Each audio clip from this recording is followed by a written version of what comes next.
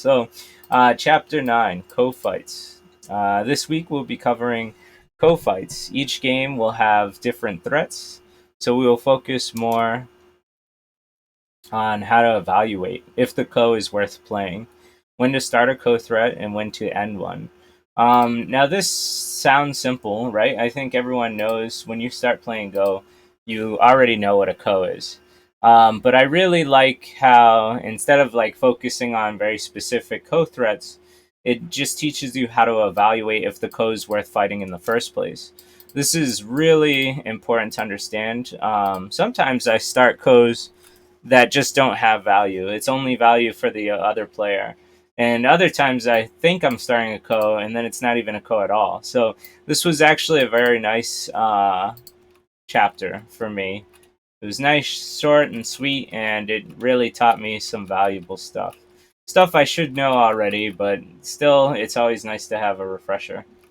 Um, so in this case, white can start a co at A. But should white start the co at A? That's the question. The first step in answering this question is to compare the three results. So when we think about the three results, we're going to think about, well, let's just start into it, right? The first one is if we don't start the co at all, black can just connect. If white tanukis, black can connect with no problem. The second one we're going to think about is if we start it, and then let's say, well, I'll read the script, but I think it's going to be the last one. Result 2 is when white fights the ko and loses, right? Here we go. White only loses 1 stone and black saves 20 stones worth. So, looking at this now, if white loses this ko, we can see that it doesn't affect white's life on the bottom. And so this is what we need to understand when we're evaluating the ko. Each time that we look at a ko, we can think, if I lose this ko, is it going to hurt me severely? If the answer is no, which in this case it doesn't, then we're going to have a very specific name for this ko, and I'll bring it up once we get there. So let's take a look. So the final result is if we win this ko, right? Result 3, white wins the ko. This results in black dying here, which is netting worth about 20 points. Win or lose, this ko is worth fighting for white, right? We saw that even if black wins this ko, it doesn't hurt white. So this is what the Japanese call a hanami ko, flower viewing ko. That's what it's called. Think of yourself like out in the cherry blossom gardens viewing the flowers, right? Which in American term we would probably call a picnic, right? We go sit in the nice park and we view the flowers and the trees. And if we, take the picnic, then we can earn lots of like stuff, right? We can gain like a good meal here. So essentially, we have three terms that most people call this, right? Which is hanami or flower ko, or you can call it a picnic ko. But the idea, it's very one-sided. It's really good for white and not great for black, especially if black loses. If black wins the ko, then he's just going to lose a move on the outside, right? Like if white plays a ko threat and then black has to connect, then white plays another move. So either way, white gains from this ko. It's very, very important to understand the difference between dangerous kos and picnic kos. Should white play it now, it wouldn't hurt, but it depends on the rest of the board. So the idea is, should white play this ko now? This ko is potentially worth either 20 points or worth 2 moves on the outside. So uh, what the book states is that it depends on the rest of the board whether you play this now. So if you can find a move out here, like if we're in an urgent battle worth more than 20 points, then it's better to play elsewhere for now and leave this for later. But if you have a lull in the fight, which, I might argue that you don't, but if you did have a lull in the fight and you were free to play where you wanted, this is at least worth 20 points potentially. It's a really nice move. Um, I'm looking at the comments. I think of it as being on a picnic and looking at flowers. Yeah, yeah. Essentially, that's what the Japanese call it anyway. Hanami. Hanami ko. Um, So yeah, picnic ko. All right. I've mentioned picnic kos in my stream, but I never knew if I was like really picking them out right. So now at least it helped me confirm what I should have known. All right. So in this case, we have another ko potential here at D, right? So the question is, should white cut at A and start a ko? If black plays B, white counters with C.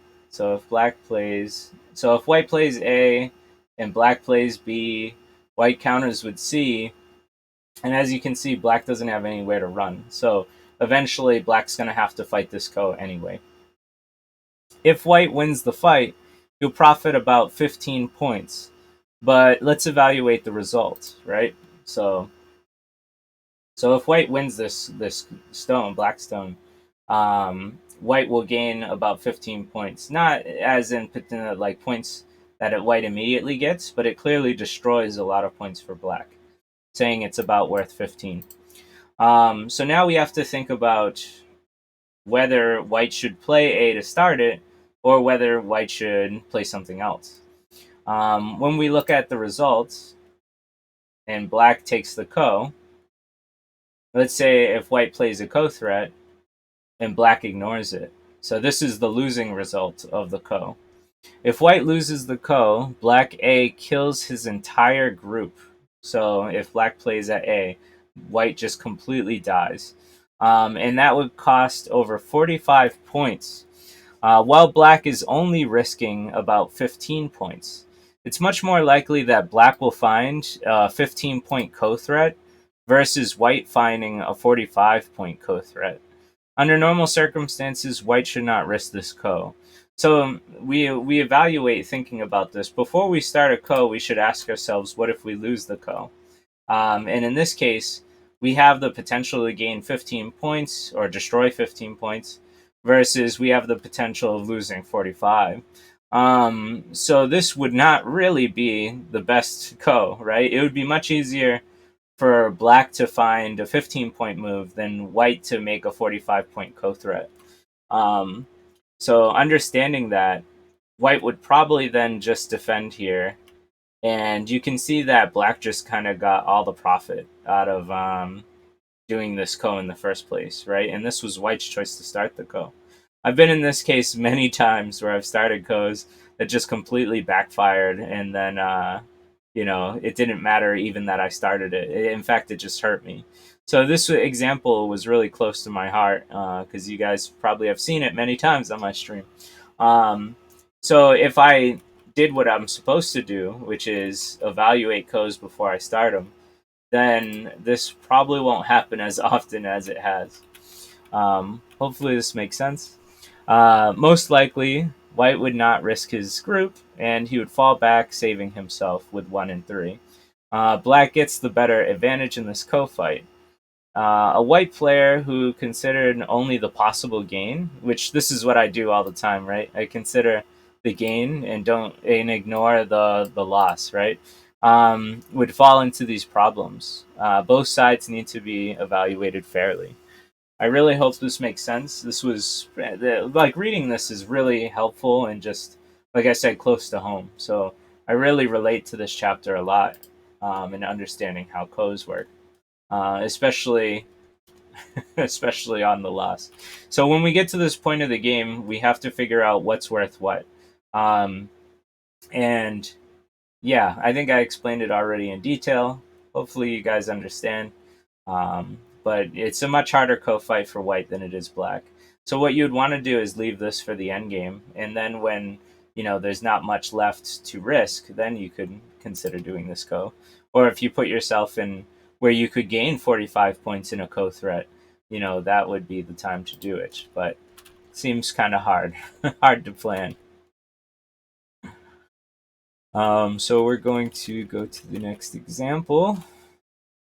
Okay, so this is a fun one I see all the time with double-digit Q players, and on an instinctual level of playing, and I know not to play D3, right? I know that even even if well, I'll let the script explain it, but the idea is that you don't want to make this bad shape, and I'd rather lose the ko than make this bad shape. That's essentially how I feel about it.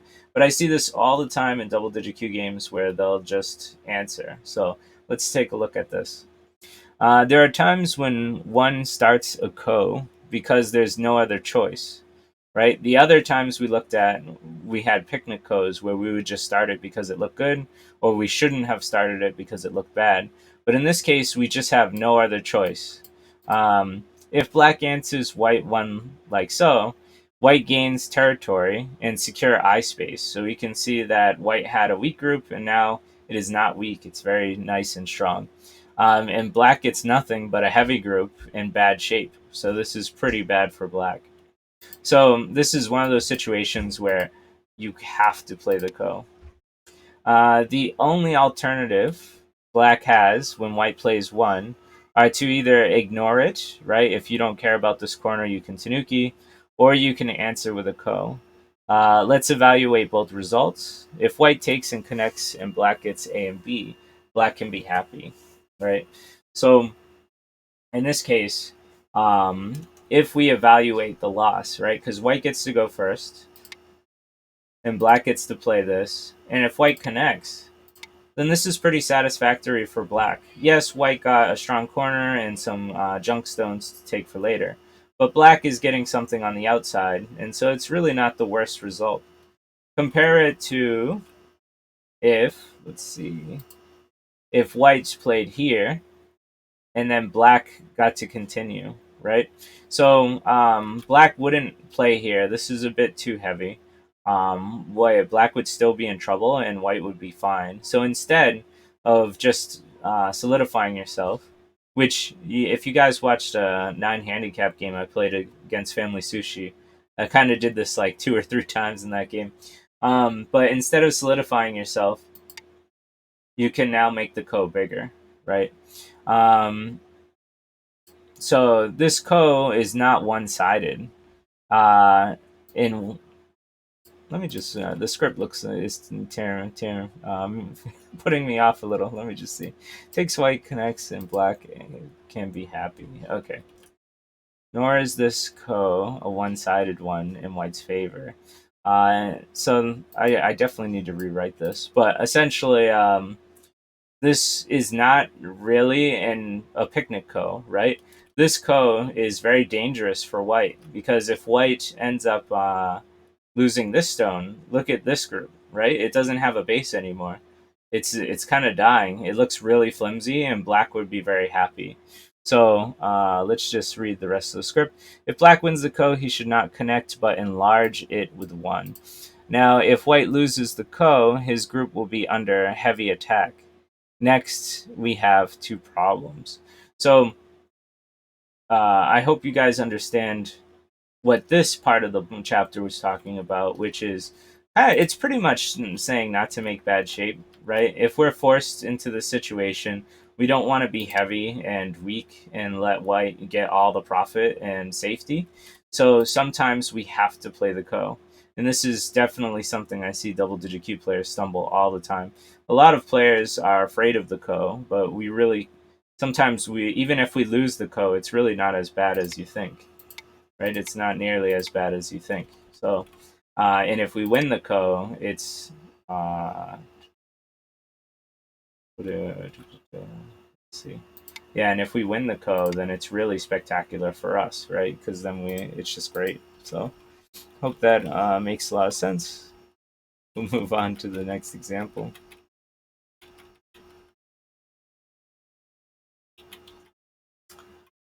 So we have problem one, and I'll let you guys answer in the comments. If you're at home, you want to pause the video, you can. But white has played one. Should black fight this ko, or should he give in and connect at A? So the answer is, should black make a ko threat and try and gain the stone, or should black fall back here? I'll give you guys 40 seconds to try and answer. And the answer is, should he fight the ko or not? Yes or no?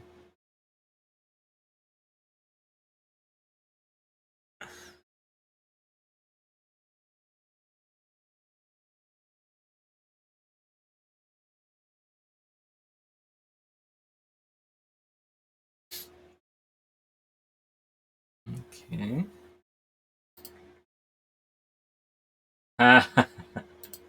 So in Zoom, we have somebody saying, "Why not fight the co?" In the chat, we have a bunch of no's. Okay, too much to lose. Okay, so looking at this, you even on black side, right? Yeah, black has a lot to risk. But even if black wins this co, if we evaluate it, what does black gain here? There's no attack or anything, right? And so this is a very risky co to play just for one stone, and then we would have to come back and fix anyway. So yes, the answer is to just connect here, right? This is what's considered a picnic co for white. White has nothing to lose and everything to gain, and black has everything to lose and very little to gain, if not nothing. So yes, we should connect. Black has particularly nothing to gain and everything to lose, so he should connect at 1. White 1 would start a very serious co. So the idea is that if, let's say, white won this co and took A, now there's lots of cutting points. There's this dangerous move here. And so this would be extremely good for white, right? Threatening both a further capture at A or a double Atari at B. And so we can kind of see this if I play like a co-threat and then white takes, right? There's danger here, there's danger here. It's very dangerous. So 100% yes, we should connect this group on this problem. So good job. Hopefully this will help us get used to evaluating codes in our own games. I definitely need to do a better job of that. Problem 2. Should white answer black 1 at A or B? I'll give you guys 40 seconds to answer. So it should white, yeah. Should white create the co or defend itself?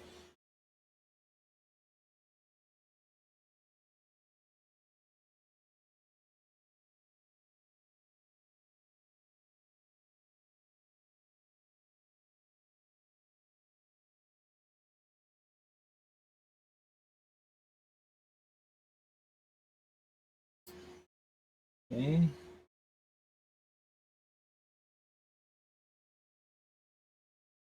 Okay.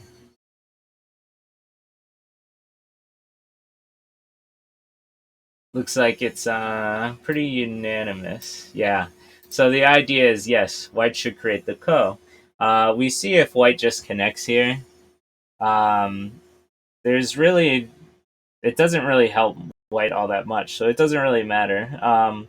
Whereas if we start the co and we lose it, right? This is evaluating the results here. If we lose this co, it's not really a big deal, right? Well, we can just play away, and it's fine, essentially. And if we win the co, well, now we get to take 2 stones in Sente. And so let me read the script because sometimes when I go off script, I get a little tangenty. But so let's start. So white would be considered a coward if he connected. So if white played H2, the book calls the player a coward. So fight the ko he must. It has little consequence if he loses, and if he wins, he profits in Sente. The original marked Blackstone was a mistake, so when black played here, it was a mistake. Both of the codes in these problems were one-sided in favor for white. Um, so if we go back and we try and evaluate this, right? When black played here, it really doesn't gain black too much. And it doesn't hurt white either. And so this is why we can play this way. So hopefully, yeah, everybody here got this one right, so that's good. Hopefully you could see that evaluation that if black won this ko, it doesn't really hurt white, and if white wins the ko, then it's fantastic for white. So once again, a picnic ko or a hanami. All right. So I think we're going on to a new concept. Here we go. So this is very indirect kos. Um, we have seen that it I gotta fix some of my scripts. We've seen that that does not pay. That does not pay to start a one-sided co, right? So where the risk is high and the gain is low. Um, it depends on which side of the co you are, whether you're on the good side for the one-sided co or the bad. So, but yeah, one-sided co's usually have high risk for one player and low gains or high gains for the other. That I gotta rewrite that. I can tell. Another kind of co to avoid is a very indirect co, in which one has to make a large number of extra approach moves. So in this case, we have to make a bunch of approach moves in order to even make this ko into something for black, right? So this is what we're covering is indirect kos. When black plays one here, it would take 4 more turns in order to make this a direct ko for black. But it only takes 1 turn for white to make this a direct ko, right? So when white plays here, then white only needs 1 more move to benefit to kill this. But if black kept forcing himself into bringing this down to 1 liberty, 1, 2, 3, 4 turns it would take, which would mean that white would get 4 turns on the outside. This is really beneficial for white and terrible for black. Is this a problem in the attack and defense book? Yeah. So this is chapter 9, co-fights. I'm very excited to get close to the end of the book. We've been doing this for a couple months now, and it's very exciting to finish the attack and defense book. I have my mind on some things we could do, but maybe I'll put a poll in the Discord and like see what other books you guys want me to cover. I think that would be fun. So what I'm gonna do now is, and I know this interrupts the stream, so I apologize for that. But if you guys aren't a part of the MGA Discord, it's a great place to be. Lots of activity, including, of course, the NAOL, the North American Online League. By the way, we're almost filled up to 96, so if you guys haven't signed up on that, you should definitely take a look. So anyway, I'll move on. So anyway, so like I said, for black, I read this script right? For black, it's going to take many turns. I didn't. I don't think I did fully read this. Okay. It only takes 1 turn. Essentially, this code is not worth it in the slightest for black, and black can only hope for a few points in the end game or the end game out of this. So, if this was a real game and you were the black player, it wouldn't be great for you to start this co. Maybe you might want to do the 1 exchange so white doesn't make 2 eyes. But to be fair, this would only be worth it later in the end game. If you were to play each one of these moves, this would be kind of considered slow because white gets a move on the outside. And if we keep going, right, white is going to keep getting moves on the outside. And each move on the outside could be worth up to 8 to like 20 points. So um, this is giving away quite a lot. So we can see that all these moves need to be played before white has to take. And now this is what's considered a direct co. Essentially, white needs 1 move to gain something good, and black needs 1 move to gain something good.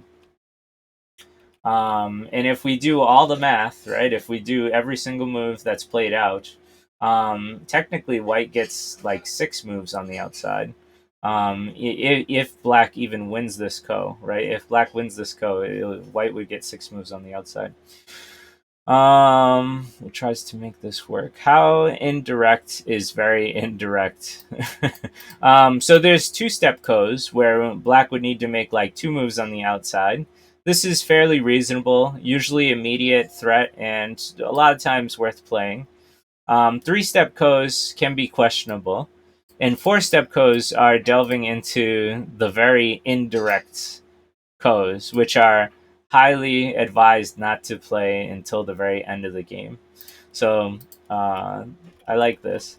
Sometimes when I'm thinking only of the gains versus what I'm losing, we could see like me or other players really harp on trying to set this up as a co, a direct co, and this is not beneficial for us. So it's kind of a cautionary tale here. Check out. Let's see.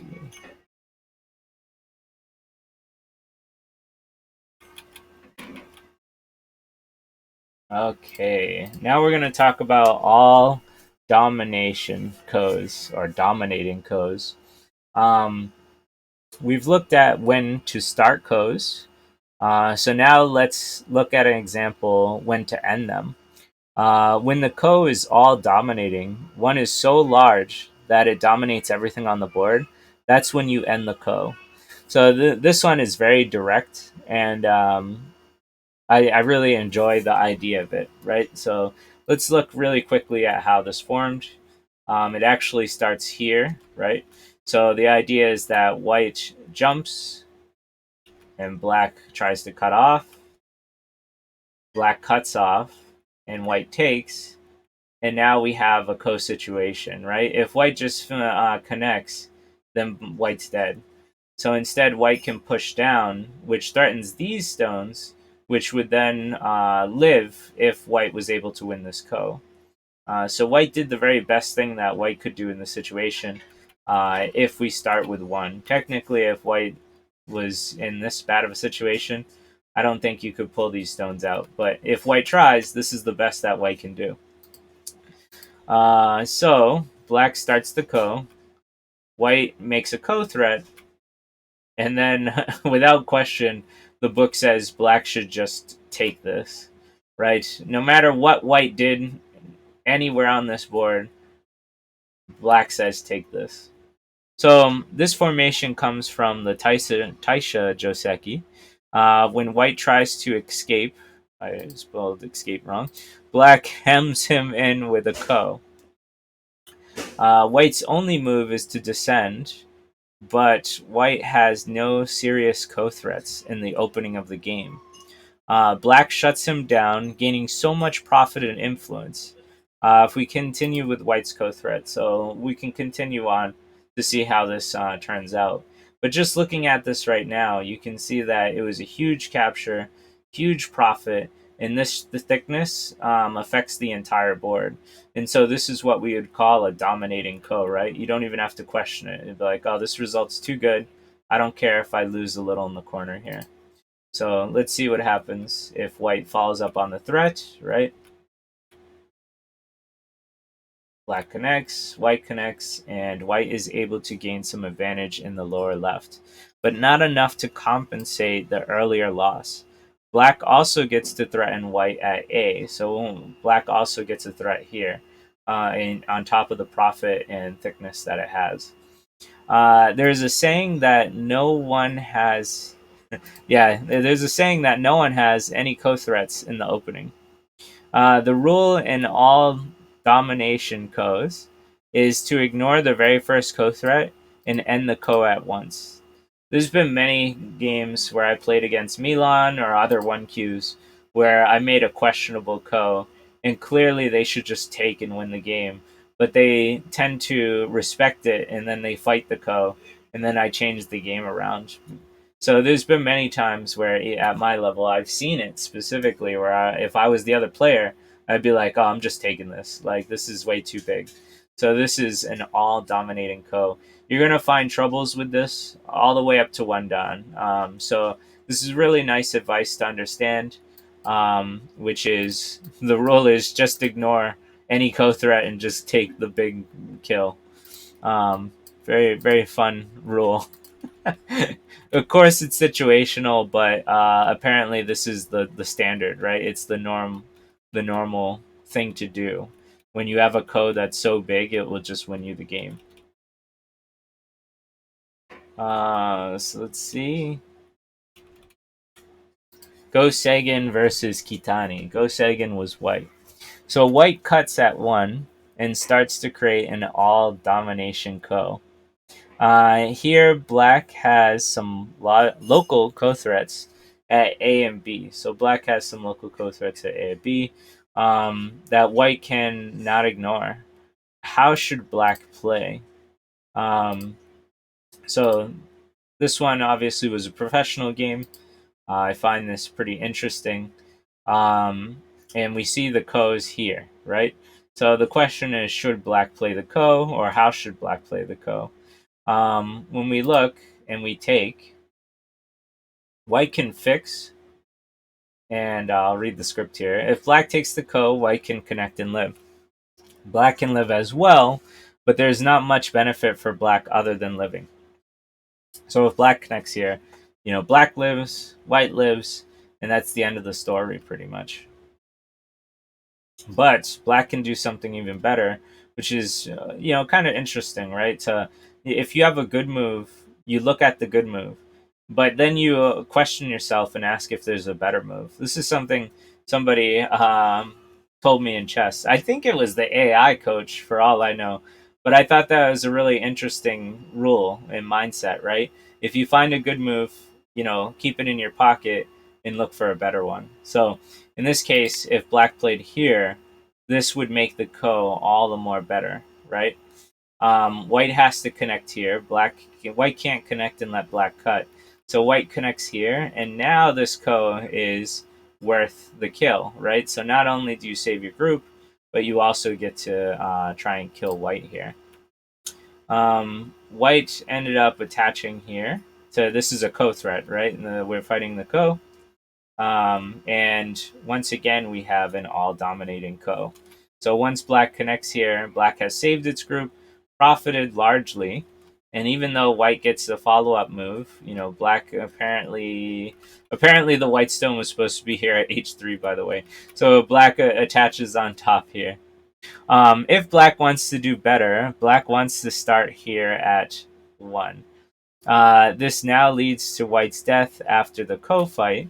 White gains 2 moves on the left side, but black won the dominating ko, taking the game. Black ended up winning by resignation in this game, and this is a really cool example for 2 reasons. One, it shows when the pros find dominating kos, like they just take it, right? They just don't question it. White can have what white wants. I'm taking the game-winning move. The other thing that it showed was what I said was if you see a good move, look to see if you can make an even better move, right? I really like that. It wasn't in the attack and defense book, but I thought it was like when I looked at this, I was like, this is like the advice that comes to mind. So I really liked it. The comments in the book said, never hesitate to finish an all dominating ko is a simple rule, and end the ko when doing so enables you to win the game. That's the best single piece of advice for such cases as these. So that is actually the last example of this, guys. Very short chapter. I think it was pretty fun, and it kind of gives you all the rules that you need to feel more comfortable with Ko's. If you want to get stronger at Ko's, and I was thinking about doing this, but I ended up not doing it, so take that with a grain of salt. But if you're thinking about compounding this, right, with a good lesson, crack open the Tetsuji book. I think it's chapter 4 about Ko's, and it goes over direct Ko's, one-sided Ko's, indirect Ko's, 1,000-year Ko's, and so that would be a nice lesson to add to this new knowledge of when to start Ko's, when to end Ko's, when you have to fight a ko no matter what. You have no choice but to play a ko unless you're going to be ending up in bad shape, and it only helps white. So yeah, these are the rules that we can take away from this chapter. This one's really short too, so if you have the attack and defense book, feel free to reread it. But I thought that this was very useful, and a lot of these examples hit home with me. A lot of people, or at least myself, I mess up at codes at my level. So this was a nice tool. Guys, that's it for this recording. I'm going to end the recording here.